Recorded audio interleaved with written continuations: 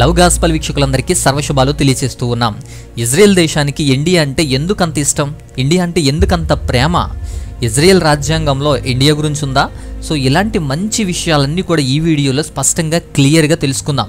ఈ వీడియో మీకు చాలా బాగా నచ్చుతుంది. మంచి ఇన్ఫర్మేషన్ ఇచ్చాను, 10 అంశాలు ఈ వీడియోలో మీకోసం ఇచ్చాను. ఇజ్రాయెల్ దేశం వ్యవసాయంలోనూ సాంకేతికతలోనూ కూడా యుద్ధ నైపుణ్యంలో కూడా అదరహో అనిపిస్తుంది. అలాంటి ఇజ్రాయెల్ దేశానికి ఇండియా అంటే ఎందుకంత ఇష్టం? అంతా ఇంత కాదు, చాలా చాలా ఇష్టం. ప్రతి యూదుడు కూడా తమ జీవితంలో ఒక్కసారైనా ఇండియాకి రావాలి అనుకుంటాడు. వారి దేశంతో సమానంగా భారత్కి ఆ కృతజ్ఞత చెప్పాలని ఆశపడతాడు. భారత్కి వచ్చినప్పుడు ఇజ్రాయెల్ ప్రధాని అన్న మాటలు ఇవన్నీ కూడా ఆ మాటలే కాదు, మనుషులు కూడా అలాగే ఉంటారు. అయితే కొందరు బుద్ధులేని బకెట్గలు ఏం చేస్తారంటే ఇలాంటివి ఎక్కువ చేసి చెప్తూ ఉంటారు.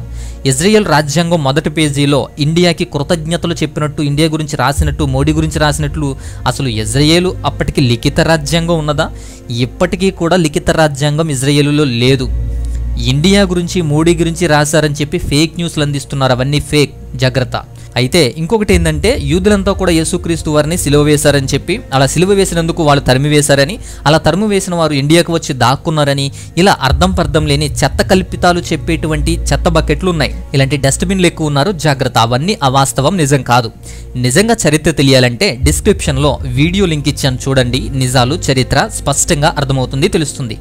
ప్రపంచవ్యాప్తంగా యూదులు చెదిరిపోయారు, అన్ని దేశాల్లో కూడా ఉన్నారు, ఇండియాలో సహా. అంతే. అయితే ఇండియాకి మాత్రం ఎప్పుడూ సహాయం చేస్తూ ప్రేమిస్తూనే ఉంటుంది ఇజ్రాయెల్ దేశం. కరోనా కాలంలో కూడా చాలా హెల్ప్ చేస్తుంది. మరీ ముఖ్యంగా ఈ సెకండ్ వేవ్లో ఇజ్రాయెల్ నుంచి చాలా దిగుమతులు వచ్చాయి. ఇజ్రాయెల్ చాలా హెల్ప్ చేస్తుంది ఫస్ట్ వేవ్లో కానీ సెకండ్ వేవ్లో కానీ. భారత్ కూడా ఫ్రెండ్షిప్ని ఎప్పుడూ కూడా వదులుకోలేదు. మోడీ వచ్చిన తర్వాత ఇజ్రాయెల్ ఏమి రాలేదు, ప్రేమలేమి ఎక్కువ అవ్వలేదు. అంతకు ముందు నుంచి కూడా కొనసాగుతూ వచ్చింది. ఏ ప్రధాని వచ్చినా ఇజ్రాయెల్ స్నేహం విడిచిపెట్టలేదు. ఇజ్రాయెల్లో కూడా ఏ ప్రధాని పీఠమెక్కినా కూడా దేశాన్ని, భారతదేశాన్ని విడిచిపెట్టలేదు. ప్రధానులు ఇజ్రాయెల్ దేశం వెళ్ళలేకపోయారు, కానీ మోడీ గారు మాత్రం ఇజ్రాయెల్ గడ్డ మీద అడుగు పెట్టారు. అందుకే కొంచెం ఆ స్నేహం గురించి మనం ఎక్కువ మాట్లాడుతున్నాం. ఇజ్రాయెల్ దేశానికి కూడా ఎవరు ప్రధాని అయినా సరే ఇండియా మీద ప్రేమ చావదు, స్నేహం ఆగదు. ఇండియా చైనాతో యుద్ధం చేస్తుంటే, చైనాతో వార్ జరుగుతుంటే అడగకుండానే ఆయుధాలు పంపించింది ఇజ్రాయెల్ దేశం. ఇండియా గెలుపు కోసం పరితపించింది. అంతేకాదు టెక్నాలజీని కూడా ఇండియాకి అందించడానికి సిద్ధంగా ఉంటుంది ఇజ్రాయెల్. అలాగే ఎక్కువ ఆయుధాలు ఇండియా ఇజ్రాయెల్ నుంచి కొంటుంది. ఆయుధాలు ఎవరైనా అమ్ముతారు, కానీ ఆ టెక్నాలజీ సీక్రెట్లు ఎవరూ చెప్పరు. కానీ ఇండియాకి ఆయుధాలతో పాటు పూర్తి టెక్నాలజీని కూడా ట్రాన్స్ఫర్ చేస్తుంది, బదిలీ చేస్తుంది ఇజ్రాయెల్. అంతేకాదు మరీ ముఖ్యమైనది ఏంటంటే కార్గిల్ యుద్ధం. కార్గిల్ యుద్ధంలో భారత్ వాళ్ళు గెలిచారు అని ఎప్పటి వరకు కూడా మనం గర్వంగా చెప్పుకోగలుగుతున్నాం. గెలిచారు అంటే ఇండియాకి ఇజ్రాయెల్ చేసినటువంటి మేలు, ఆ మేలు ఎప్పటికీ మర్చిపోలేం. అంతేకాదు వ్యవసాయంలో ఉన్నతమైన, ప్రపంచంలోనే వరల్డ్ నెంబర్ 1 దేశం కాబట్టి దాని విషయంలో కూడా చాలా హెల్ప్ చేస్తూ వచ్చింది. నేడు చాలా ప్రయోగాలు ఇండియాకి వచ్చాయి అంటే అది ఇజ్రాయెల్ యొక్క నైపుణ్యమే. యుద్ధ నైపుణ్యము, కమాండో ఆపరేషన్లు, ఇలా చెప్పాలంటే చాలా చాలా చాలా చాలా ఉన్నాయి. ఆఖరిగా ఒక్క మాట మాత్రం తెలియజేస్తాను. ఇండియా కోసం ఇజ్రాయెల్, ఇజ్రాయెల్ కోసం ఇండియా. ప్రధానమంత్రి మోడీ గారే ఈ నినాదాన్ని ఇచ్చారు. ఇజ్రాయెల్ కోసం ఇండియా, ఇండియా కోసం ఇజ్రాయెల్ అని చెప్పి ప్రధానమంత్రి మోడీ గారే ఈ యొక్క నినాదాన్ని కూడా ఇచ్చారు. అయితే ఇంత స్నేహము, ఇంత ప్రేమ కూడా రెండు దేశాల మధ్య ఇంత మంచి స్నేహం ఉంది అంటే దేనికోసం? కొన్ని అంశాలు మనం పరిశీలించాలి. దాదాపుగా ఒక 10 అంశాలు మీకు అందిస్తాను, మంచి వివరణలతో కూడినటువంటి అంశాలు. నెంబర్ 1, దాంట్లో మొదటిది ఏంటి అంటే యూదులు ప్రపంచవ్యాప్తంగా చెదిరిపోయిన అన్ని దేశాలకి, నలుమూలలకి కూడా వెళ్ళిపోయారు. చాలా దేశాల్లో తిరుగుబాట్లు, ఊచకోతలు ఉండేవి. వారి తెలివికి, తత్వతనానికి కూడా, ఆ వివేకానికి భయపడి వారి వల్ల ఏ ఉపద్రవం వస్తుందో అన్న భయంతో చాలా దేశాల్లో ఊచకోతలు, యూదులను చంపే కార్యక్రమాలు జరిగినా కొన్ని దేశాలు మాత్రం ఎలా ఆహ్వానించాయో అలాగే బ్రతకనిచ్చాయి స్వేచ్ఛగా. అందులో ఇండియా ఒకటి. ఇండియాలో ఇప్పటికీ కూడా యూదులు ఉన్నారు. ఇండియాలో యూదుల గురించి వీడియో కూడా చేశాం కనుక డిస్క్రిప్షన్లో లింక్ ఉంది, చూడండి. అయితే ఇండియాలో ఎలాంటి ఊచకోతలు, తిరుగుబాట్లు లేవు. ప్రపంచ నలుమూలల నుండి ఇజ్రాయెల్కి, వాగ్దాన భూమికి చాలామంది వెళ్ళిపోయారు. అలా వెళ్ళిన వారు దేశాన్ని ఏర్పాటు చేసుకున్నారు, అదే ఇజ్రాయెల్ దేశం. ఇండియా నుంచి కూడా చరిత్రలో కూడా చాలామంది వెళ్ళిపోయారు, కానీ ఇంకా ఇండియాలో చాలామంది నివసిస్తున్నారు. అయితే చాలా దేశాలు ఇలా ఉన్నా ఇండియా యూదులను ప్రేమించింది, బ్రతికించింది, స్వేచ్ఛనిచ్చింది. అందుకోసమే ఇజ్రాయేలీలు ఇండియాని ప్రేమించడానికి ఒక సందర్భం, అది నెంబర్ 1. అయితే ఈ విషయానికైనా ఎంత ప్రేమ, ఎంత ఫ్రెండ్షిప్ అంటే కాదు, అసలు ఇది వేరే కూడా ఉంది, అవి కూడా తెలుసుకుందాం. ఇక రెండవ అంశం ఏంటి అంటే హైఫాస్ డే అని చెప్పి ఇండియాలోను ఇజ్రాయెల్లోనూ కూడా చేస్తారు. సెప్టెంబర్ 23ను ప్రతి సంవత్సరము కూడా విజయ్ దివాస్ అని చెప్పి హైఫాస్ డే అని చెప్పేసి ఇండియాలో మనం సెలబ్రేట్ చేసుకుంటున్నాం. ఇజ్రాయెల్ వారు కూడా సెలబ్రేట్ చేసుకుంటారు. ఎందుకు అంటే దాని వెనక ఒక గొప్ప చరిత్ర ఉంది.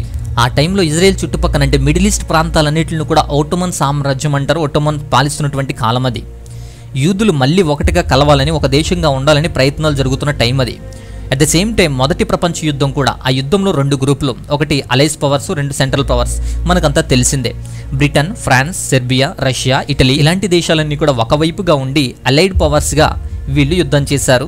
అలాగే మరొక వైపు Germany, Austria, Hungary, Ottoman Turkey ఇలాంటివన్నీ ఇంకొక వైపు సెంట్రల్ పవర్స్గా వీళ్ళు యుద్ధం చేశారు.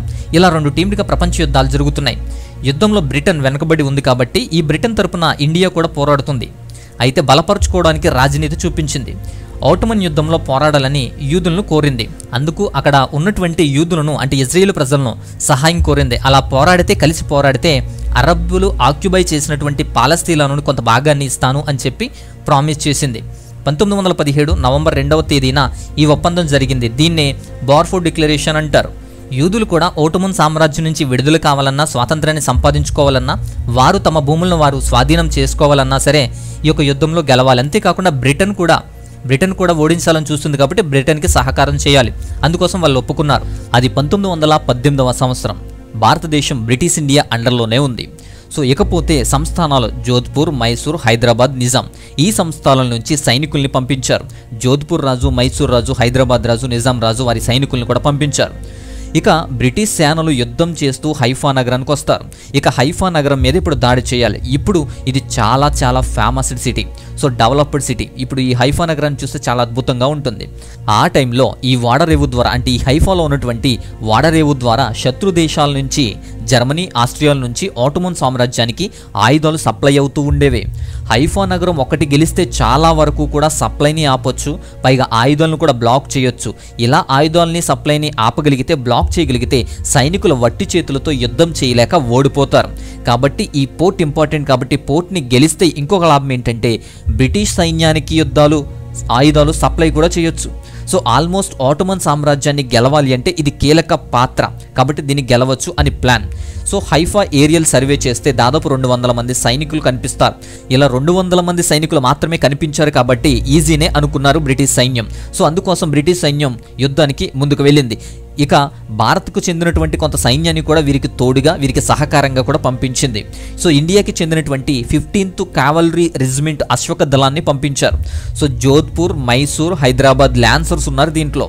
హైదరాబాద్ లాన్సర్స్ని యుద్ధ ఖైదీలను ఎస్కాట్ చేసేదానికి వీలుగా వెనక వైపున ఉంచారు, వెనకనున్నారు వాళ్ళు. ఇక జోధ్పూర్, మైసూర్ లాన్సర్స్ మాత్రం ముందున్నారు, అంటే యుద్ధం చేయడానికి రెడీగా ఉన్నారు.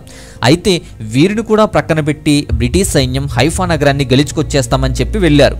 సో మధ్యలో కొందరిని ఒట్టోమన్ సైనికులను చంపి అలా ముందుకు వెళ్ళి గెలిచినట్టే అనేటువంటి సందర్భంలో సడన్గా ఒకేసారి బంకర్ల నుంచి అటాక్ చేశారు. ఈ యొక్క జర్మనీ సైనికులు, ఆస్ట్రియా సైనికులు, యుద్ధ ట్యాంకులు ఒకేసారి దాడి చేశాయి. బాంబుల వర్షం కురుస్తుంది. ఒకేసారి అకస్మాత్తుగా అలా బంకర్ల నుంచి ఆయుధాలతో దాడి చేస్తుంటే అయిపోయాం అనుకుని మిగిలిన వారు పరుగెత్తుకుంటూ వచ్చేశారు. అలా పరిగెడుతుంటే జోధ్పూర్, మైసూర్ సైనికులు కనిపించారు. బ్రిటిష్ సైన్యం వెనక్కి వెళ్ళిపోమని కేకలు వేసుకుంటూ పరిగెత్తారు. పారిపోతే బ్రతుకున్న శవాలకి మనకి తేడా లేదని చెప్పేసి, పారిపోయేదే లేదని చెప్పి ఈ యొక్క లాన్సర్స్ ముందుకెళ్లారు. భారత్కి వెళితే యుద్ధంలో గెలిచే వెళ్తాం, లేకుంటే వెళ్ళమనే ధైర్యంతో ముందుకెళ్లారు. అది 1918 సెప్టెంబర్ 23వ రోజు, ఇంపార్టెంట్ డేట్.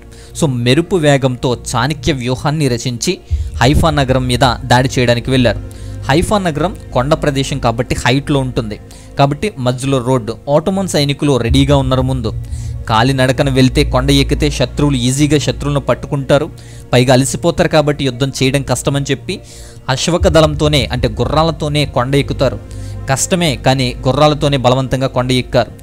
జోధ్పూర్ 2గా, మైసూర్ 2గా, మొత్తం 4 టీములుగా 4 దళాలుగా విడిపోయి కొండ ఎక్కారు. మధ్యలో ఒక నది కూడా ఉంది. అయితే వీరు ప్రారంభంలోనే వారి యొక్క దళ నాయకుడిని కోల్పోయారు. మైసూర్ యొక్క దళ నాయకుడైనటువంటి మేజర్ దల్పత్ సింగ్ని చంపేశారు. నాయకుడు చనిపోతే సైనికులు పారిపోతారు అనుకున్నారు, కానీ కన్నీరు మున్నీరై ఆ శవం దగ్గర ఏడుస్తూ మొండిగా ఈ విజయం నీకు అంకితం చేస్తామని చెప్పి రుణం తీర్చుకునేందుకు చిరుతపులుల మీదపడి ఉగ్ర రూపం చూపించారు. ఓటమన్ సైనికులు వీరిని చూసి నిర్వీర్యపోయేవారు. అలా యుద్ధాన్ని గెలిచి వచ్చారు. ఓటమన్ సైన్యాన్ని ఓడించారు. హైఫా నగరాన్ని గెలిచారు. 700 సైనికులను యుద్ధ ఖైదీలుగా బంధించారు. మహా అయితే మన సైన్యంలో దాదాపు 8 మంది మాత్రమే మరణించాడు. అప్పుడు హైఫాతో పాటు పాలస్తీనాను కూడా గెలిచారు. ఓటమన్ సామ్రాజ్యం పతనమైంది. జర్మనీ, ఆస్ట్రియాలను ఎదిరించటం వీరికి బానిసత్వం నుంచి విముక్తి కలిగి, భయం నుంచి విముక్తి కలిగింది. అయితే బ్రిటన్ నుంచి కూడా స్వాతంత్రం కోసం తర్వాత పోరాటాలు జరిగాయి అనుకోండి. ఇలా వాగ్దాన భూమిని స్వతంత్రించుకున్న తర్వాత, హక్కు వచ్చిన తర్వాత, భయం పోయిన తర్వాత ఈ యొక్క బ్రిటన్ కాలంలోనే ప్రపంచవ్యాప్తంగా చెదిరిపోయినటువంటి యూదులంతా మరలా తిరిగి రావడం మొదలుపెట్టారు. అంతకుముందు 3% మాత్రమే ఉన్నటువంటి యూదులు ఇప్పుడు దేశం అయిపోయింది. సో అలా మెల్లమెల్లగా రావడాన్ని ప్రారంభించారు. ఇలా జయించిన దానికి గుర్తుగానే, ఈ యుద్ధానికి గుర్తుగానే, మన వీర సైనికులకు గుర్తుగానే ఢిల్లీలో తీన్మూర్తో హైఫా చౌక్ కట్టించారు. ఇక్కడ మనం హైఫా చౌక్ని కూడా చూస్తాం. ప్రధాని బెంజమిన్ నెతన్యాహు కూడా వచ్చినప్పుడు దాన్ని ఖచ్చితంగా దర్శించారు. సో హైఫా డే చేస్తారు సెప్టెంబర్ 23వ తేదీన. అందుకే ఇలా భారతదేశం చేసిన మేలును బట్టే ఇజ్రాయెల్ దేశం వారు ఎప్పటికీ కూడా, అంటే ఆనాటి నుంచి ఈనాటి వరకు కూడా స్నేహభావాన్ని కనపరుస్తూ స్నేహం చేస్తూనే ఉన్నారు. ఇండియా అంటే వారికి అందుకే ఇష్టం. ఇక నెంబర్ 3 డిఫెన్స్. సో డిఫెన్స్ రంగంలో ఇండియాని ఎప్పుడూ ఇజ్రాయెల్ విడిచిపెట్టదు. ఇజ్రాయెల్కి India top arm exports. So 41% India దిగుమతి చేసుకుంటుంది. సో ఇజ్రాయెల్ దేశానికి ఇండియానే టాప్ లెవెల్. బట్ ఇండియాకి మాత్రం 3rd లార్జెస్ట్ సోర్స్ అది. అంటే ఒకటి రష్యా, రెండవది అమెరికా, అయితే మూడవది ఇజ్రాయెలే. సో ఇండియా రక్షణ వ్యవస్థలో ఇజ్రాయెల్ పాత్ర చాలా ఉంది, చాలా సపోర్ట్గా కూడా ఉంటుంది. ఇక నెంబర్ 4 డిప్లొమసీ. సో ఎప్పుడూ కూడా ఇండియా ఇజ్రాయెల్ ఏనాడు కూడా వ్యతిరేక భావన చూపించలేదు. ప్రతిసారి కూడా ఇండియా ఇజ్రాయెల్ స్నేహభావంగానే ఉన్నారు. అంతెందుకు ఇండియాకు సంబంధించినటువంటి వ్యక్తులందరూ కూడా, అంటే ఎల్కే అద్వానీ, ప్రెసిడెంట్ అబ్దుల్ కలాం, రాజ్నాథ్ సింగ్, ప్రెసిడెంట్ ప్రణబ్ ముఖర్జీ, సుష్మా స్వరాజ్, ఇలా వీరి తర్వాత ప్రధానమంత్రి మోడీ కూడా ఇజ్రాయెల్ ప్రదేశాన్ని దర్శించి వారితో స్నేహభావాన్ని కనపరిచేవారు. ఇలా ఇజ్రాయెల్ దేశాన్ని వెళుతూ రాజకీయ సంబంధాలను బలపరుస్తూ ఉంటారు, ఒప్పందాలు చేసుకుంటూ ఉంటారు. ఇక నెంబర్ 5 ఐదవ అంశం ఏంటి అంటే అగ్రికల్చర్. సో అగ్రికల్చర్ విషయంలో కూడా India Israel agriculture action plans కూడా చాలా ఉండేవి. ఇలానే వ్యవసాయ ఉత్పత్తులకి కానీ, వ్యవసాయానికి సంబంధించినటువంటి టెక్నాలజీ కానీ ఇండియాకి చాలా హెల్ప్గా ఉంటుంది ఇజ్రాయెల్ దేశం. హర్యానాలో అగ్రికల్చర్ సెంటర్ కూడా ఏర్పాటు చేయడం కూడా జరిగింది. సో 2015-18లో India Israel agriculture action plan కూడా అమలు చేశారు. ఇకపోతే నెంబర్ 6 ఏంటంటే water management. So water management కూడా ఇండియాతో సత్సంబాలు కలిగి ఉంది. అట్లాగే ఇంటెలిజెన్స్ షేరింగ్. ప్రపంచ దేశాలు ఇంటెలిజెన్స్ షేరింగ్ని దాదాపు ఒప్పుకోవు, కానీ ఇజ్రాయెల్ దేశం ఇండియాకి ఇంటెలిజెన్స్ షేరింగ్ కూడా అందిస్తుంది. ఇక నెంబర్ 7 ట్రేడింగ్. ఇది ఇంట్రెస్ట్గా ఉంటుంది. ఎందుకు అంటారా, ట్రేడింగ్ అనేది ప్రతి దేశాలతో కూడా చేసేదే, కానీ ఇండియాకి ఇజ్రాయెల్ అనేది లార్జెస్ట్ ట్రేడింగ్ పార్ట్నర్లో ఒకరు. కాబట్టి ఇండియా ఇజ్రాయెల్ని ఎప్పుడు కూడా విడిచిపెట్టదు. ట్రేడింగ్లో కూడా ప్రస్తుతం జరుగుతున్నది, కానీ ఇండియా ఇజ్రాయేలీలతో ట్రేడింగ్ అనేది దాదాపు క్రీస్తు పూర్వం 1000 సంవత్సరాల నుంచి కూడా ఉందని చరిత్ర కూడా చెప్తుంది. ఇండియాలో ఇండస్ వ్యాలీ సివిలైజేషన్స్లో ఉంటే, అక్కడ మిడిల్ ఈస్ట్లో ఉండే కల్చర్ ఏంటి అంటే బాబిలోనియన్ కల్చర్. ఇక్కడేమో ఇండియన్ వ్యాలీ సివిలైజేషన్, అక్కడ బాబిలోనియన్ కల్చర్. సో అప్పటి నుంచి ఇప్పటి వరకు కూడా అది కొనసాగుతుందని చరిత్ర కూడా చెప్తుంది. అంతేకాదు రోమన్ ఎంపైర్ టైంలో కూడా యెరూషలేం దేవాలయంలో ఇండియాకు సంబంధించినటువంటి జర్మన్స్ని అమ్మేవారు. అవి చాలా ఎక్స్పెన్సివ్, చాలా ఖరీదైనవి అని కూడా తెలియజేస్తుంది చరిత్ర.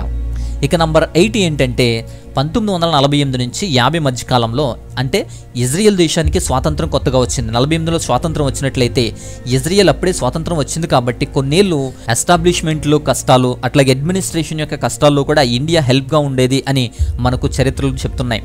అంతేకాకుండా మహాత్మా గాంధీ గారు కూడా ఇజ్రాయెల్ స్థాపన అనేది మతపరంగా ఉండకూడదని, వ్యవస్థాపరంగా ఉండాలి అని చెప్పి స్టేట్మెంట్లు కూడా ఇచ్చారు.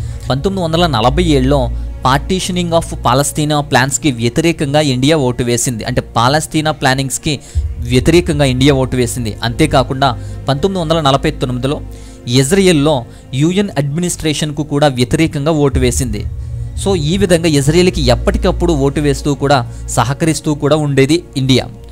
ఇక నెంబర్ 9వ అంశం ఏంటి అంటే, రెండు దేశాలు భిన్నమైనవే అయినప్పటికీ ఒకే స్ట్రాటజీ, ఒకేలా ఆలోచిస్తాయి, ఒకే ఎక్స్టెన్సివ్ ఎకానమిక్ అలాగే మిలిటరీ స్ట్రాటజిక్ రిలేషన్షిప్ని మెయింటైన్ చేస్తూ ఉంటాయి. ఈ రెండు దేశాలు కూడా ఒకేలా ఉంటాయి. ఇది చాలా విచిత్రంగా ఉంటుంది. ఇక last but not least number 10 ఏంటి అంటే, యూదులు చాలా భక్తి కలిగినటువంటి వారు, భక్తి శ్రద్ధల్లో బాగా ఎక్కువ ఉంటుంది. కాబట్టి వారు ప్రతిమలకు కానీ విగ్రహాలకు కానీ నమస్కారం చేయరు. ప్రతిమలు విగ్రహాలు ఎంకరేజ్ చేయరు. అలాగే వాటికి సంబంధించినటువంటి గుడులు గోపురాలు కూడా ఏమీ ఉండవు. కానీ ఇండియాకి సంబంధించినటువంటి హిందూస్కి మాత్రం అక్కడ పూర్తిగా మత స్వేచ్ఛ ఉంటుంది. సో క్రిస్టియన్స్ కానీ, యూదులు కానీ, సిక్కులు, బౌద్ధులు ఇట్లాంటి వారు ఎంతమంది వచ్చినా మత స్వేచ్ఛ పూర్తిగా ఉంటుంది. ఎప్పుడు ఏ విద్వేషాలు కూడా రాలేదు. స్వేచ్ఛగా స్వతంత్రంగా కూడా అక్కడ మతపరమైనటువంటి స్వేచ్ఛ ఉంటుంది. అంతేకాకుండా ఈ మధ్య ఇండియాకి చెందినటువంటి కొంతమంది అంటే కృష్ణాష్టమి రోజు శ్రీకృష్ణ జన్మాష్టమి ప్రోగ్రామ్స్ కూడా అక్కడ కండక్ట్ చేస్తే అండ్ ఇండియాకు సంబంధించినటువంటి హిందూస్ అందరూ కూడా అక్కడ కండక్ట్ చేసినటువంటి స్థితిని కూడా మనం చూస్తాం. అంతేకాకుండా నాన్ జ్యూయిష్ ఇండియన్స్ అంటే నాస్తికుల టైప్ ఉండేటువంటి నాన్ జ్యూయిష్ ఇండియన్స్లో కొంతమంది అక్కడ శివనామస్మరణ కూడా చేసినటువంటి వీడియోలు కూడా మనం చూస్తూ ఉంటాం. సో ఈ విధంగా మత స్వేచ్ఛ ఉంటుంది. పైగా ఇండియా అనేటప్పటికీ మతపరమైనటువంటి విషయాల్లో కూడా ఇజ్రాయెల్ ఎప్పుడూ కూడా స్నేహభావంతోనే స్వేచ్ఛనిస్తుంది ఇండియా అనేటప్పటికీ. సో ఈ విధంగా ఇజ్రాయెల్ ఇండియాల మధ్య రిలేషన్ మనం చూస్తాం. అంతేకాదు ఇండియా కూడా ఇజ్రాయెల్ పాలస్తీనాల మధ్య ప్రతిసారి ఏ సహాయం వచ్చినా సహకరిస్తూనే ఉంటుంది. ఇండియాకి ఎంత మంచి ఫ్రెండ్ ఎవరు ఉండరు అన్నట్టు కనిపిస్తున్నారు. సో పాకిస్తాన్ ఇండియాకి ఎంత శత్రుదేశమో ఇజ్రాయెల్ ఇండియాకి అంత మిత్రదేశం. ఇండియా పట్టించుకున్నా లేకున్నా ఇజ్రాయెల్ స్నేహం ఆగకుండా సహాయం చేస్తుంది. ఏ దేశం మీదకి యుద్ధానికి వెళ్ళినా భారత్ వెంట వచ్చే ఫస్ట్ దేశం ఏదైనా ఉంది అంటే అది ఇజ్రాయెలే. సో ఇది ఇజ్రాయెల్కి ఇండియాకి మధ్య ఉన్నటువంటి సంబంధం, ఇజ్రాయెల్కి ఇండియాకి మధ్య ఉన్న స్నేహ బంధం. కాబట్టి ఇండియా ఇజ్రాయెల్కి ఎప్పుడూ కూడా స్నేహం చేస్తూనే ఉంటుంది. ఇజ్రాయెల్ ఇండియాని ఎప్పుడూ కూడా విడిచిపెట్టదు. ఇందు నిమిత్తమే ఈ విషయాలన్నీ కూడా క్లియర్గా అర్థమయ్యాయి అని నేను అనుకుంటున్నాను. సో నచ్చితే లైక్ చేయండి, అలాగే సబ్స్క్రైబ్ చేయండి మరిన్ని వీడియోలను పొందేందుకు. అలాగే ఇతరులకు కూడా పరిచయం చేయండి, షేర్ చేయండి. సో మరొక అద్భుతమైన అంశంతో మరొక వీడియోలో మరలా కలుసుకుందాం. అంతవరకు కూడా సెలవు, స్వస్తి.